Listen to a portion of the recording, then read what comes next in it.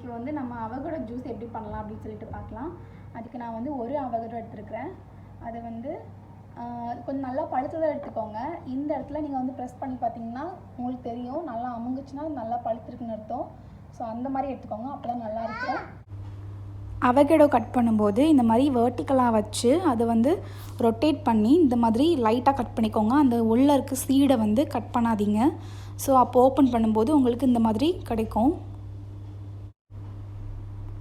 இப்போ சீடில் வந்து கத்தியை வச்சு ஃபோர்ஸாக அடிச்சுட்டு அதை ரொட்டேட் பண்ணினீங்கன்னா அந்த சீடு வந்து தனியாக வந்துடும். கட் பண்ணி வச்சுருக்கிற அவகேடோவை இந்த மாதிரி ஸ்பூன் வச்சு எடுத்திங்கன்னா உங்களுக்கு அது அப்படியே அழகாக வந்துடும். அதே மாதிரி ரெண்டையும் அப்படி எடுத்து வச்சுக்கோங்க. பவுலில் நல்லா ஸ்மாஷ் பண்ணிக்கோங்க.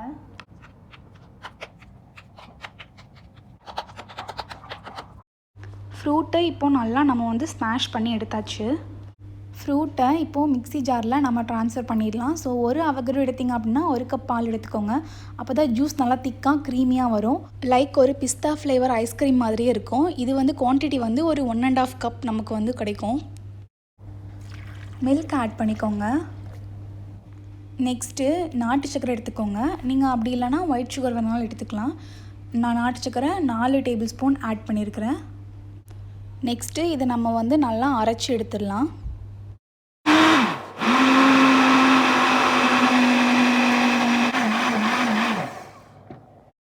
அரைச்சி எடுத்தாச்சு. இதை நீங்கள் வந்து கிளாஸில் வந்து சேஞ்ச் பண்ணிவிட்டு இதை நீங்கள் சர்வ் பண்ணலாம்.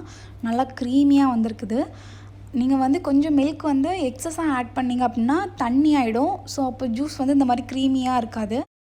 இப்போ வந்து ஜூஸ் ரெடி ஆயிடுச்சு. நான் வந்து சம்டைம்ஸ் வந்து இந்த ஸ்டெப்பை வந்து ஸ்கிப் பண்ணிக்கலாம் அப்படின்னு சொல்லுவேன். பட் இந்த ஸ்டெப்பை வந்து கண்டிப்பாக நீங்கள் ஸ்கிப் பண்ணாதீங்க.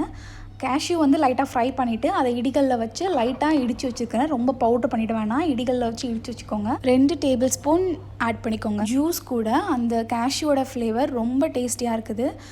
அவகேடோ ஜூஸ் பிடிக்காதவங்களுக்கும் இந்த ஜூஸ் வந்து கண்டிப்பாக பிடிக்கும். ரொம்ப ஹெல்தி. ஸோ கண்டிப்பாக வீட்டில் வந்து எல்லோரும் ட்ரை பண்ணி பாருங்கள்.